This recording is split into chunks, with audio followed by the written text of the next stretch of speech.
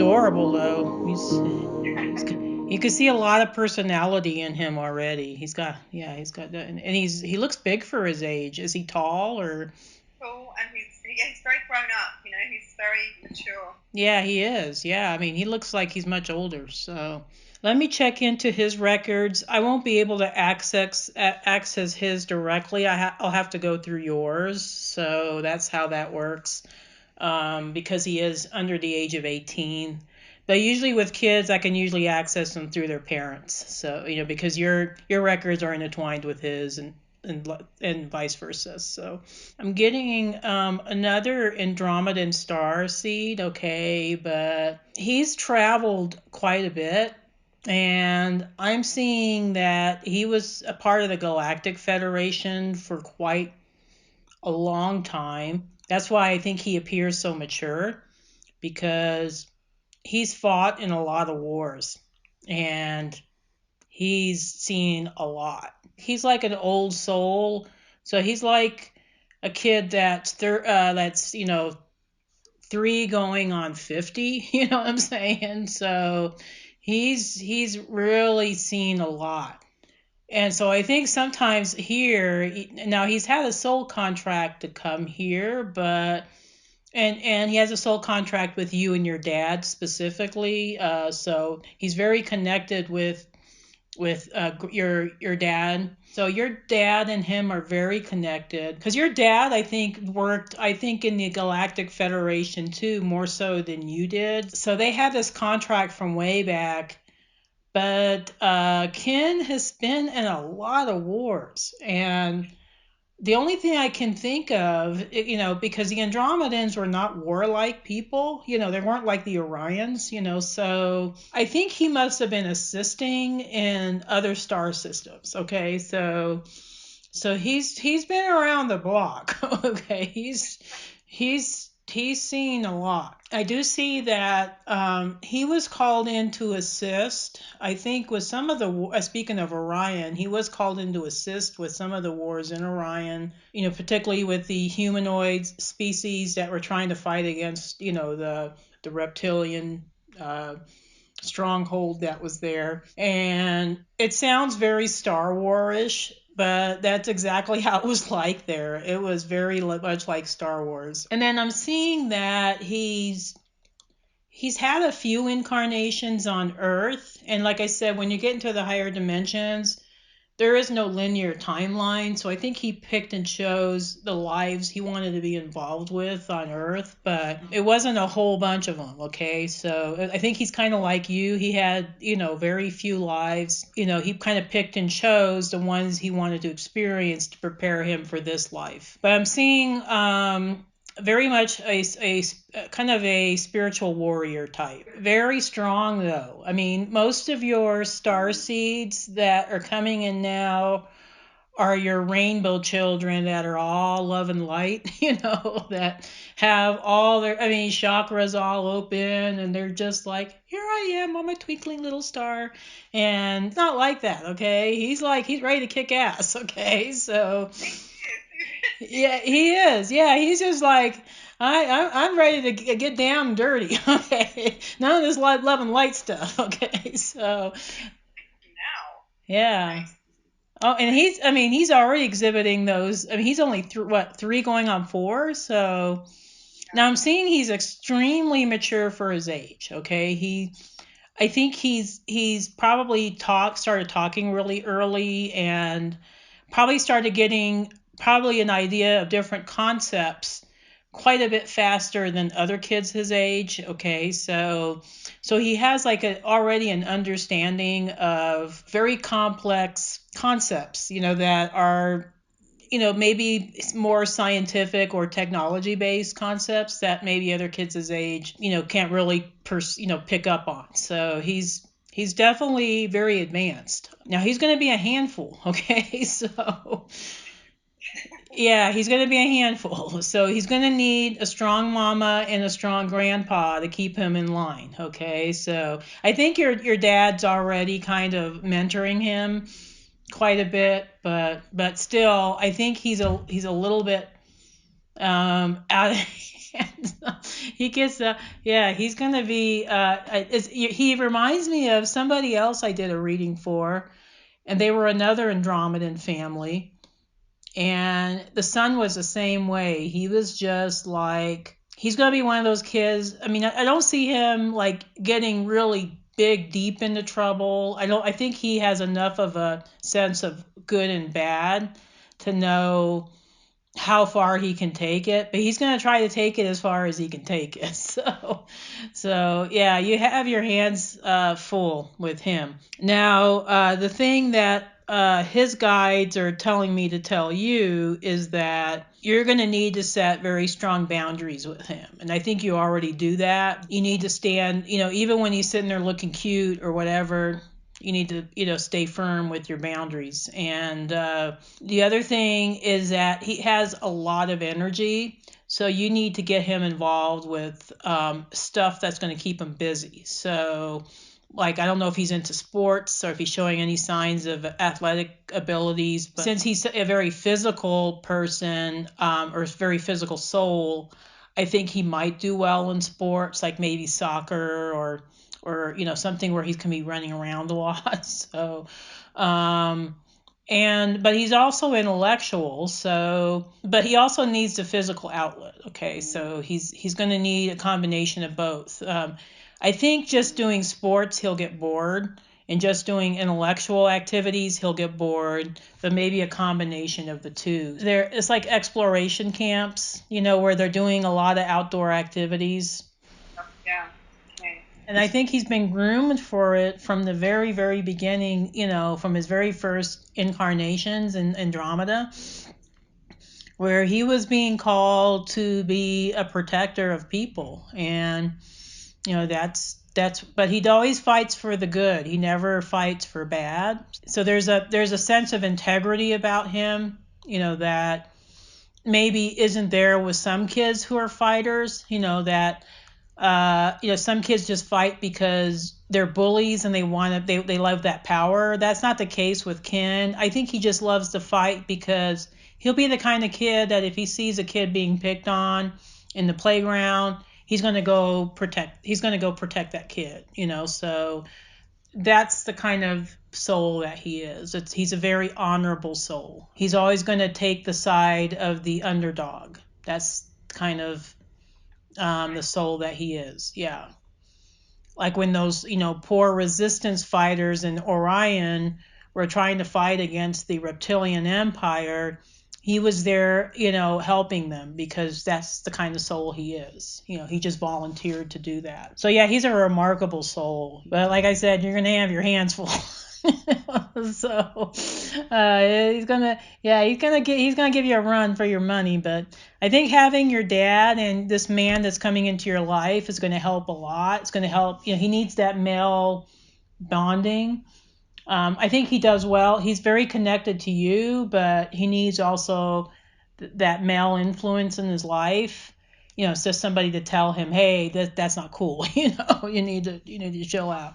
So yeah, he's gonna be he's got big work ahead of him. So any other questions? I know you had a concern about the night visitors. So and I sent you the funny video. So That was so funny. As I said, I think that song must have been written for me. yeah, it is. So remind me about the night visitors. So they come in at night and they're kind of dark, or Yeah, so one of them is, I think, is very, because I get visitors all the time, every day, pretty much. yeah. When you meet a nice visitor, it's almost overwhelming. The frequency is just amazing, isn't it? It makes me cry sometimes. It's so beautiful. Oh yeah, it is. Yeah. There's a particular one who has been um, crashing my meditations, just wiping them out. My heart rate goes up through the roof. I feel like I'm being squashed. Comes into my dreams, wakes me up, and I have to ask for help to clear it. And it got a good clearing one day, few weeks ago, maybe 3-4 weeks ago, and I haven't actually experienced that one in a few weeks. Oh, that's There, good. there's two. One I feel come through my breath.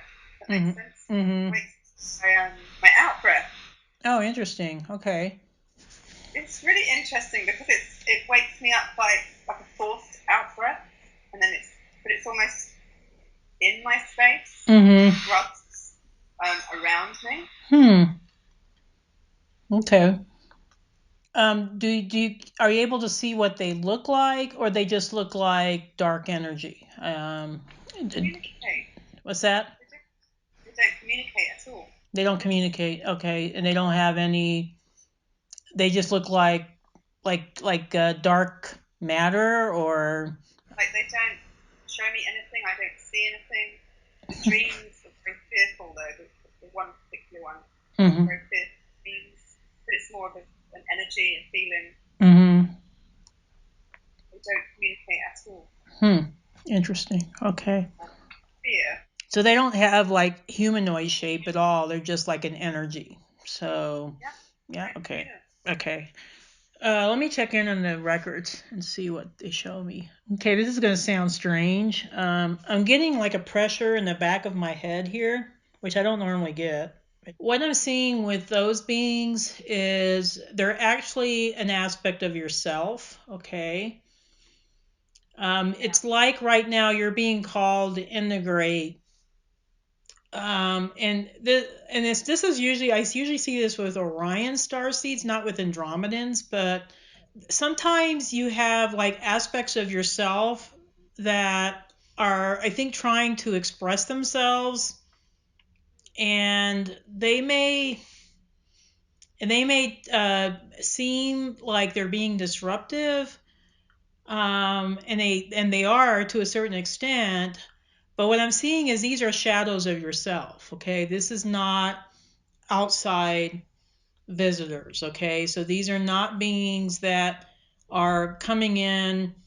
Because at first, when you told me your story, I thought, okay, are they MIBs, or are they? I don't know. I mean, are they dark entities from some star system?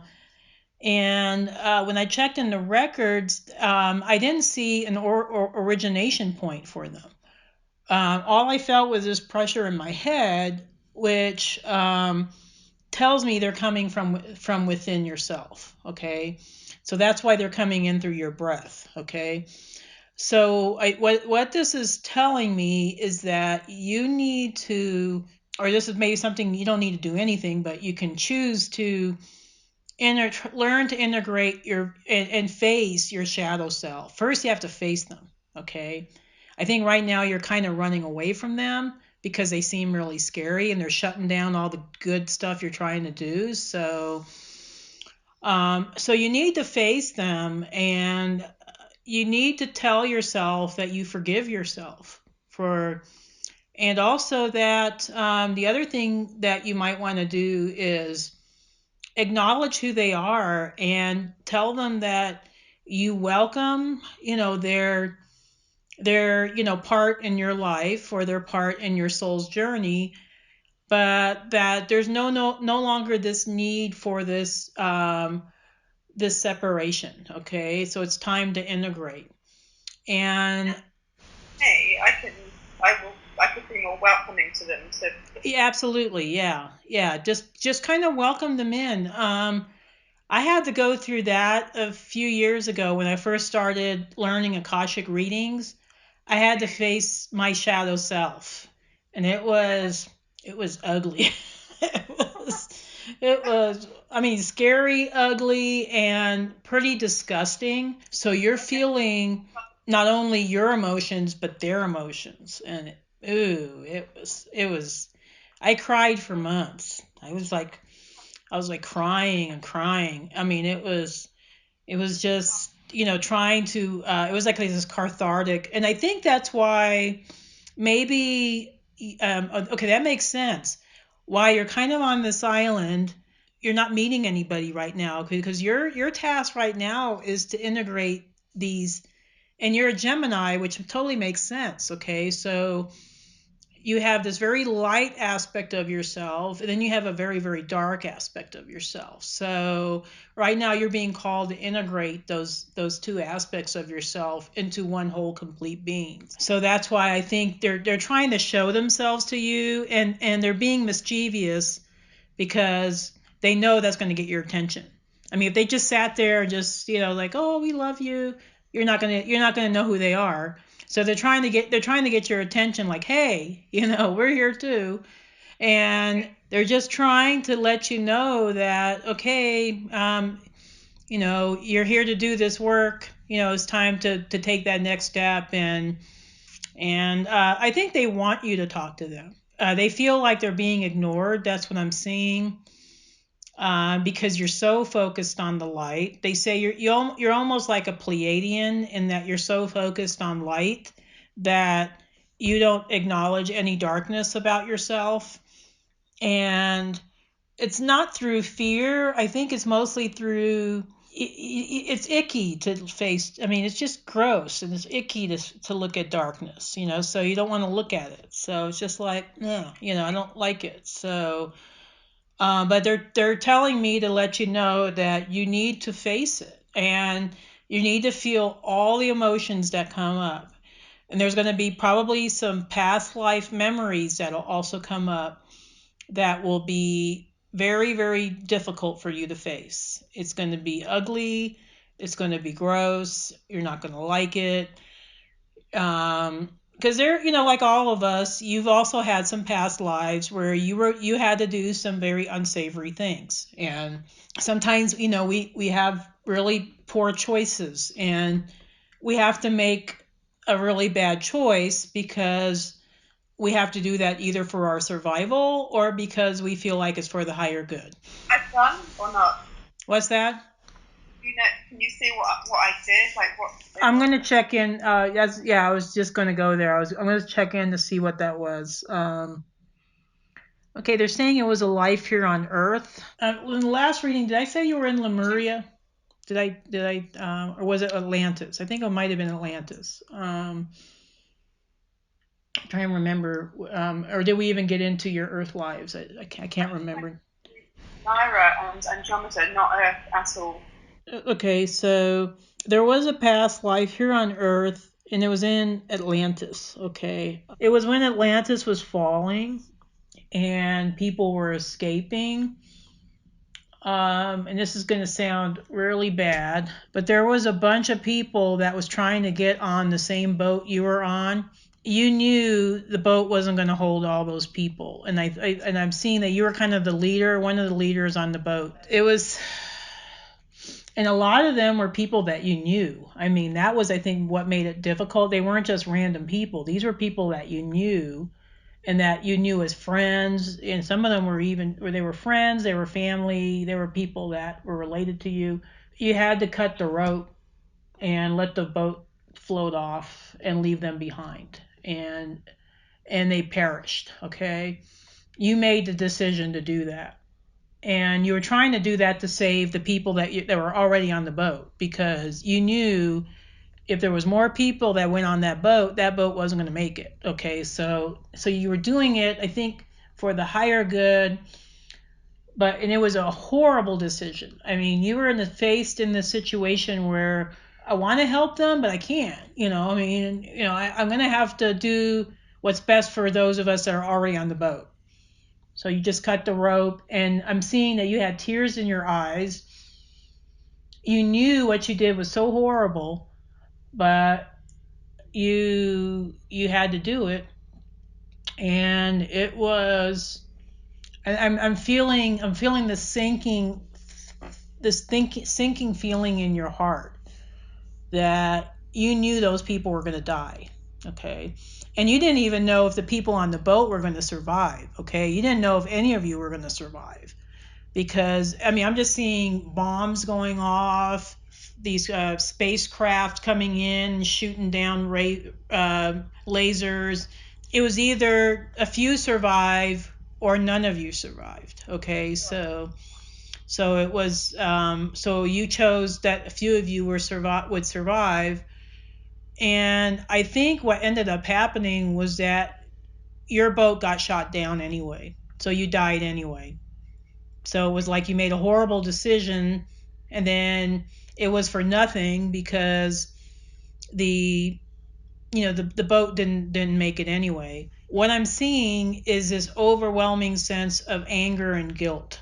Angry that you had to make that decision, and guilt because you knew that those people perished and that the people on your boat perished. Okay, so it was, yeah. That emotion, didn't I? What's that? I would have died with all that emotion without. Yeah, yeah. So now that you know where this dark side's coming from, I think sometimes, and I'm going to just tell you outright what it is. I think sometimes you have this sense of self-preservation where you'll choose to save yourself over someone else. Okay, that's just, I mean, I'm just going to tell it like it is. Okay, that's your dark side. Is this overwhelming sense of self-protection or self-preservation, to the point where you're going to elevate yourself above.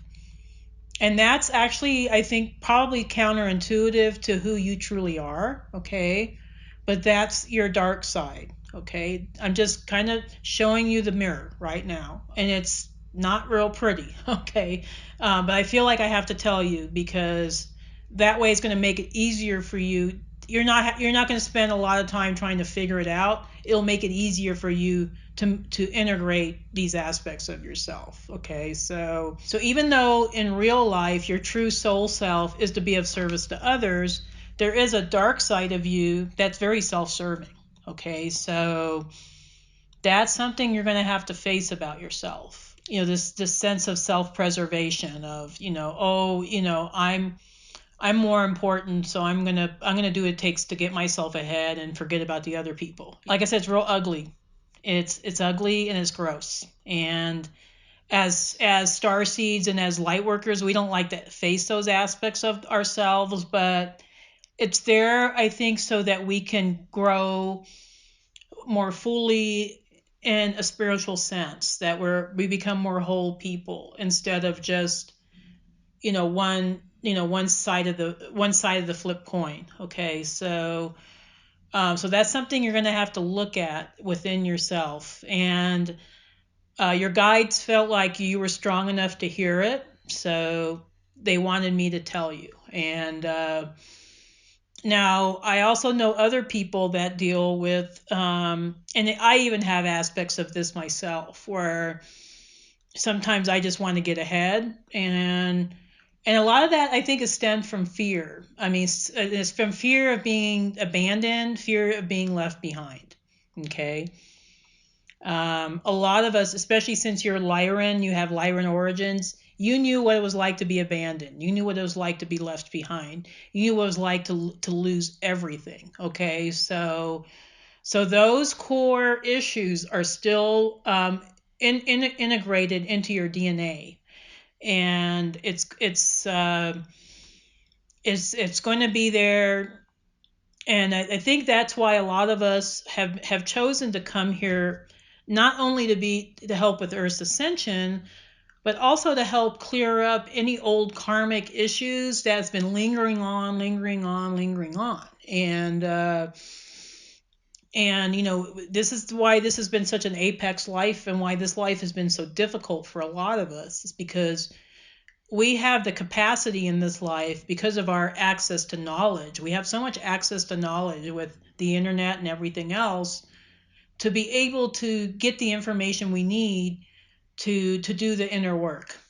And it's not all pretty. I know a lot of people think spiritual enlightenment is just the clouds part, and the heavens shine their light upon us, and doves start flying and you see little love hearts all over the place. It's not like that at all. A lot of times it's really gross, it's really ugly, it's hard. It's not for the faint of heart.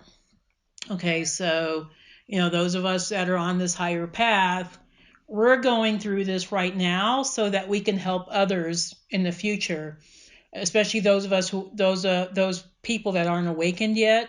They're going to be going through it. Okay, so when they're going through it, whether it be family members or friends, or or just people that come to us as clients, we'll know exactly what they're going through.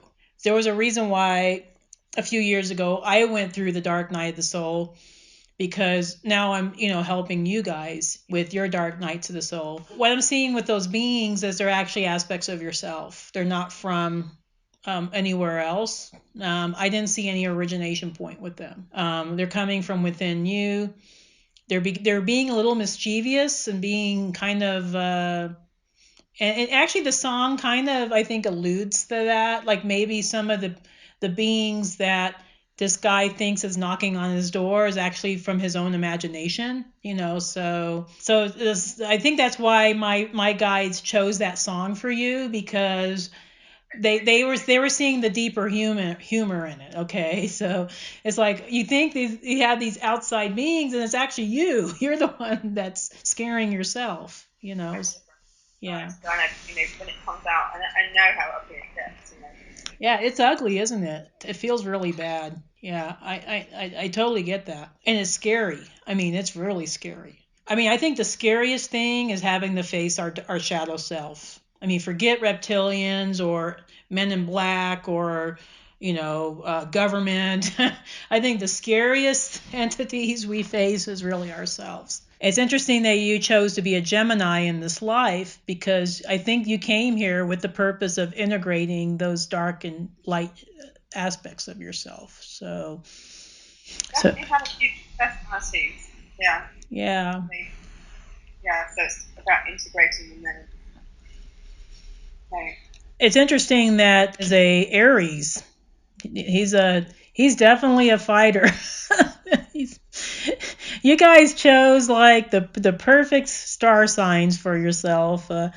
What's your dad again? I think, is he Capricorn or no? I think he's what's that? Aries. He's an Aries too. Oh my god. Oh my god. Yeah. On the birthday. Yeah, I think your dad was like a commander. I mean, he was like high up in yeah, he was. So yeah, that's why they threw Ken in with him, because they needed somebody that was going to keep him in line, So it's like they couldn't just put him with anybody. They had to put him with the commander, So My dad's reading with you, and it was really amazing. Oh, I know. I love doing your dad. Your dad was awesome. He was just like, I mean, he was just like, wow.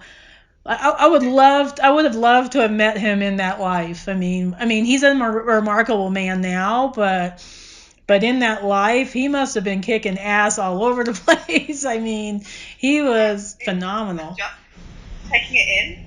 Yeah. It was me that pushed him to have a meeting with you, and I think he loves it. He's so excited, but I think he's still accepting that, oh my god, like, his life has changed so much since you're reading with him. Oh, wow. Okay. Well, I'm glad to hear that. He loved it. I mean, he was a remarkable person before, but I'm glad that the reading has helped him discover more of who he truly is. I mean, that's, I think a true gift, So no, that's remarkable. I'm so happy to hear that. Any other questions that I didn't answer, or because we do have about 20 minutes left, so I want to make sure I answer your questions. Right. I wanted to ask if I had a past life in Egypt. But you think it's just one I've had here? No, you had a few past lives, not many. You were kind of like Ken. You kind of picked and chose lives, and yeah, I do see you had a past life in Egypt. Yeah, yours was, you picked Atlantis, Egypt. I think you had a Greco-Roman life, and then you had a life in you took a break for a while, because I think you were just like, oh my god, these Earth lives. Still came back. Yeah. No, you were just like, you're like me. I had very few lives on Earth before this one. So there was one in 1800s Europe. It was either 1800s, late 1700s, early 1800s. And I think it might have been in France or Belgium, or it was kind of like the beginning of the industrial age. No, that was the 1900s, so it was before that. It was during the age when I think There's a lot of exploration of Earth, and I'm seeing that. Okay, that makes sense. You were actually on board one of the ships that was. You always was connected to water. That's really interesting in your lives. You always had this connection with water, which you're an air sign, but you've always had these lives that had a connection with water. But what I'm seeing is that you were one of the explorers, and I think you were French, and you were exploring the kind of the United States, where the kind of the southern part of the United States. So you were going, I think, looking for natural resources such as gold to bring back to Europe.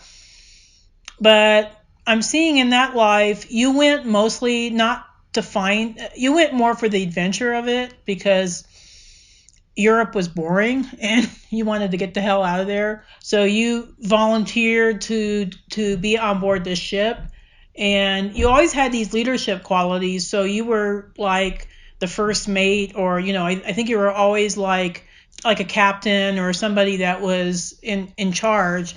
But in that life, I'm seeing you did a lot of explorations of South America and of the southern part of North America. So you had some exciting lives. I'm seeing in that life you did going back to Egypt. I'm seeing in that life you were male, and you were like an architect or somebody that designed the interiors and the exteriors of buildings. So I'm seeing that I'm seeing you with a bunch of plans, and you're giving instructions to the people that were builders. Okay, so you're telling them, oh, I want it like this, and I want this like that. So this kind of ties in, I think, with. I just love it there so much, and it's always on my mind, Egypt, all the time. I just was curious.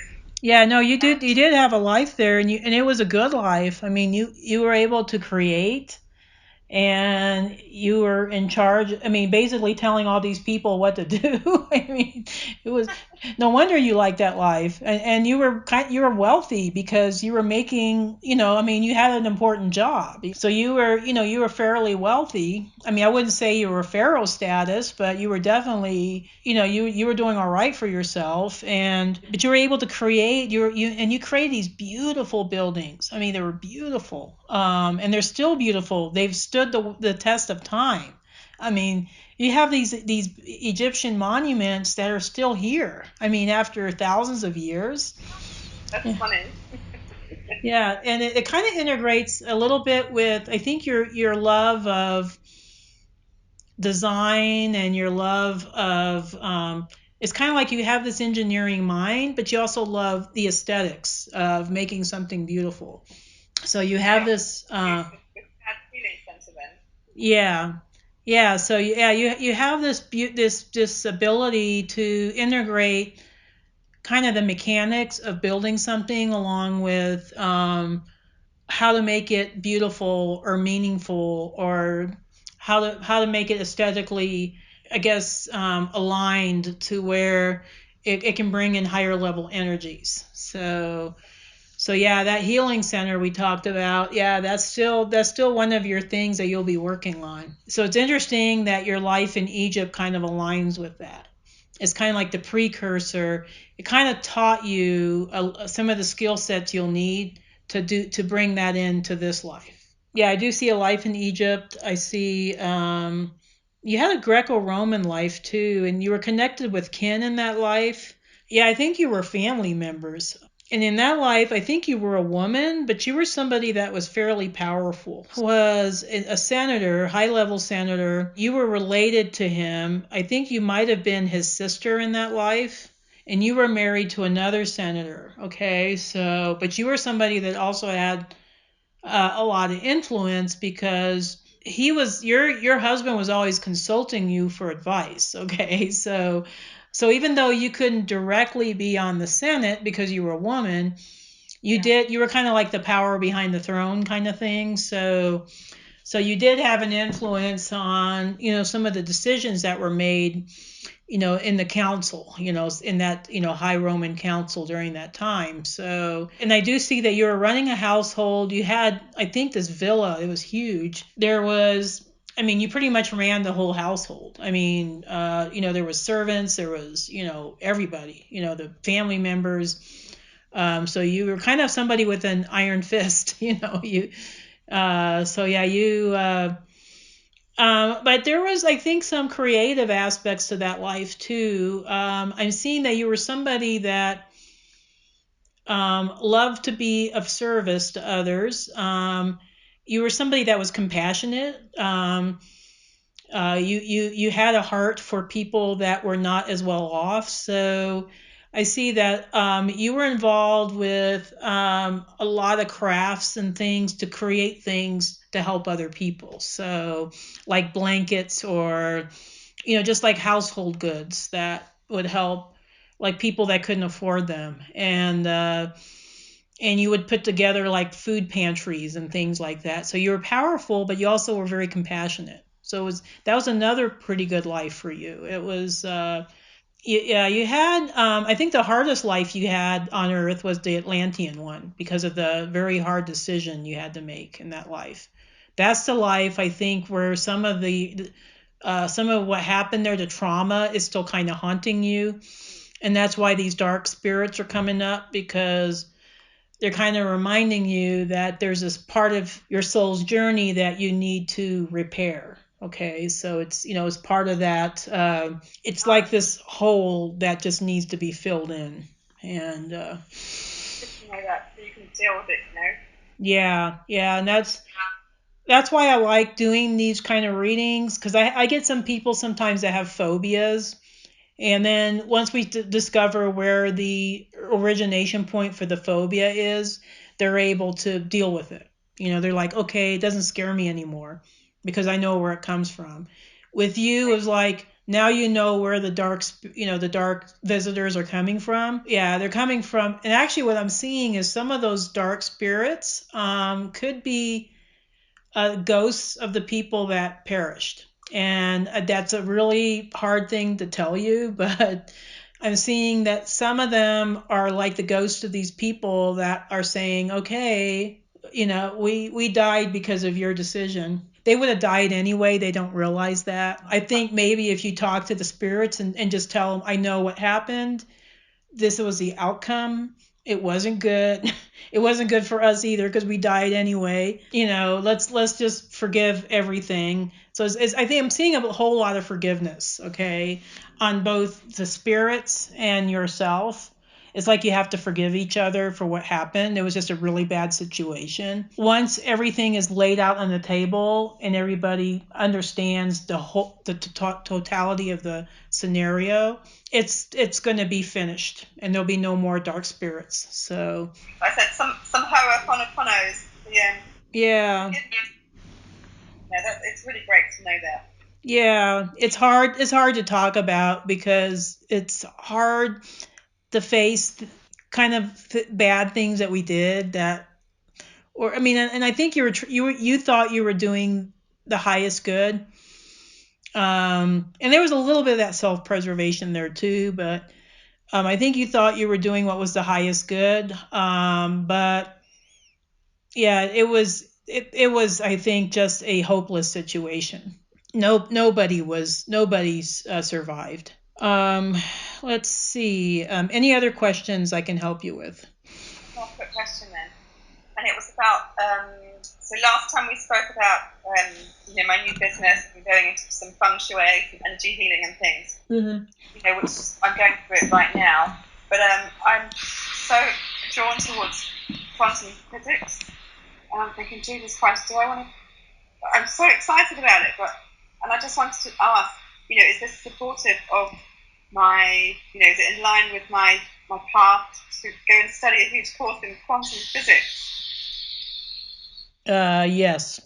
If you're excited about it, go for it. It's gonna actually, some of the mechanical aspects of that science is going to help you with your business, and I don't know how, but um, It'll give you a much deeper understanding of, actually, I know how it's going to help. It's going to give you a much deeper understanding of how these higher grid systems work. So there's a reason why I think you're getting really excited about it, is because you're not just doing work with people or with, smaller spaces. You're meant to do work with big spaces. Okay, so the quantum, the what was the name of the course? The quantum science, the quantum physics. That's going to help you understand the mechanics behind how you're going to be able to make all this work. Okay, so yes, take the course. Yeah, that's sorry, that's a quick answer, but that's all I want to know, because it's a long course. It's going to be. it'll be a long course, but it'll be a lot of aha moments when you take it. I took some quantum physics and I was just like, wow. I mean, I didn't even know what string theory was, and I was just like, or time space continuum. I was just like, it was like rocked my world. I was just like, oh my God, it's like everything makes sense. And it was like I knew it, but I'd forgotten it. Okay, and then it was like I had to remind so I almost feel like your soul's being called to this course, because there's going to be aspects of this course, or this teaching, that is going to remind you of information you used to know but you've forgotten. Okay, so yes, yes, yes, yes, take it. Okay, um so yeah, that was an easy question. Any other questions, because I think we have about 10 minutes left. I was going to ask what my role with my dad is as his volunteer. Mm-hmm. How how are we connected? What are we supposed to be doing together? Is this part of the healing center though? It's the healing center. Yeah, it's your dad got super excited when I mentioned the healing center. So yeah, he was like so excited about it. So I should be helping him with this healing center. Yeah, that's you can, and actually your mom has somewhat of a role in this too, even though she's not from Andromeda. She's actually an Earth soul, but I'm seeing this healing center actually healing your mom. She's going to be the first person that's going to benefit from it. But I also see her also playing a part in its day-to-day functions. Okay, I think your mom's it's going to, I think, give her a new sense of purpose. Oh, that makes sense. Yeah, so I think it's almost like um it's like this, it's going to become like this family project. And even though your mom and dad are not together anymore, right? But I do see your mom playing a part in the day-to-day operations of this healing center. And I think it'll be healing for her, because I think right now she feels like she has no purpose. She just kind of feels like, I'm just waiting to die, kind of thing. Do I have some kind of contract with her to help her? Yeah, it was to help her heal. She was one of the souls that was left behind in that Atlantean life. Wow, that makes sense. Yeah. Yeah, okay. Wow. So you have this contract with her to help heal her wounds, and that's, I think, where some of her wounds stem from in this life, is from that original Atlantean life. That was actually, I think, one of her first incarnations ever was in Atlantis. So that was extremely traumatic for her. Okay, so maybe even more so than for you, because you're a much older soul. But yeah, it was extremely traumatic for her. People that got left behind. Mm-hmm. Right, okay. Well, that makes sense. Maybe that's why she has, kind of anger towards me. Yeah, I think that's where it's stemming from, is that she knew you left her behind. So Oh, that's great. That's good to know. That's amazing. yeah, I mean, it's hard to talk about, but it's good. It's good to notice. I mean, it's good to just get it out there, so you guys can heal from it. You know what I'm saying? I feel that you can't say anything because, for me, I just want to get it all out so I can heal it all, so I can.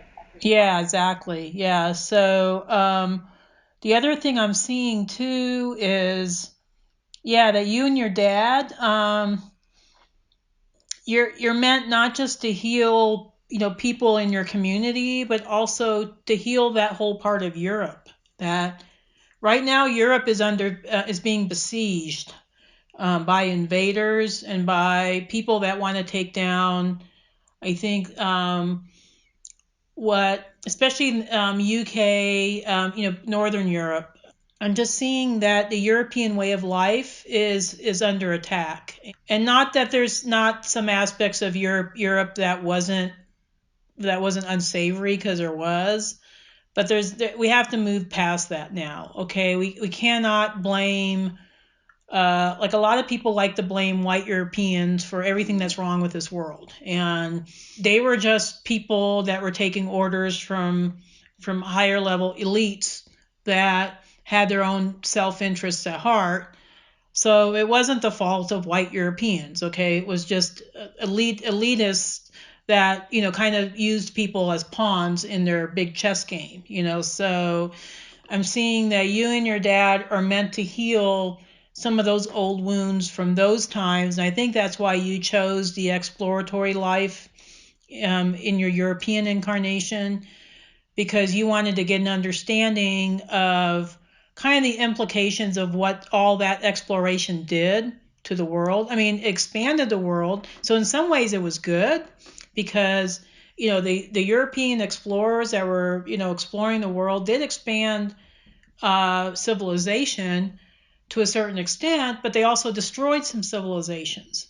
So you had that incarnation in that life to kind of understand, and maybe that's where some of more healing comes in for you, was that you had a hand in destroying, maybe not a direct hand, but you were part of the group that was destroying old indigenous cultures. Okay, so you had kind of that aspect of it.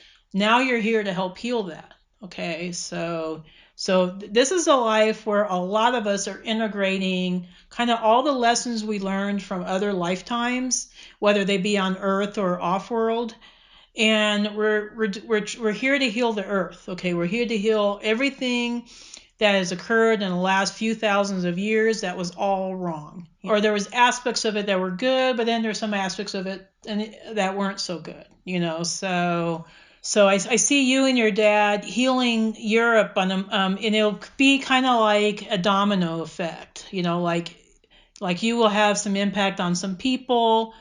You'll heal them, then they'll be off, able to do their higher calling, and then they'll kind of have a domino effect in your area of Europe. So it's actually quite exciting. Yeah, it's very, very. I mean, I kind of feel like that with myself. Like I sometimes when I do readings, I feel like, even though it may seem like I'm just doing a silly reading for somebody, just kind of the ongoing implications from that, where it heals families, and it heals their I mean, it kind of just has this kind of domino effect. The work you do is amazing. Oh, well, thank you. I'm just excited that I see why I have this ability, but I'm just like, wow, okay. I'm just kind of having this domino effect on souls around the world. Nobody knows who I am. I'm just kind of like this little conduit here in middle of Colorado, trying to, just trying to do my thing. But it's just amazing how integrated we all are in this role here on Earth. I mean, we're all so connected to each other. That's what amazes me the most, is that I'm connected to you. I'm connected with your family. You guys are connected with me.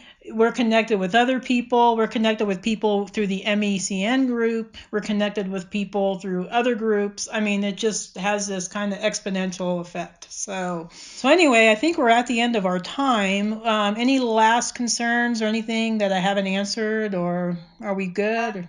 Because our meetings are so helpful. I'll check in with you every few months. Yeah, it sounds good. Yeah, I like that. It helps me too, actually. Well, it's been a delight doing this reading for you. I mean, every time I do a reading for someone, it's like I see deeper and deeper into their soul story, and it's so exciting just to uncover even the not so great parts, you know. But thank you so much for allowing me to do this reading for you today. It was a great honor and joy to do this for you. And I wish you a lot of love and always success on your journey. You too. Have a great day.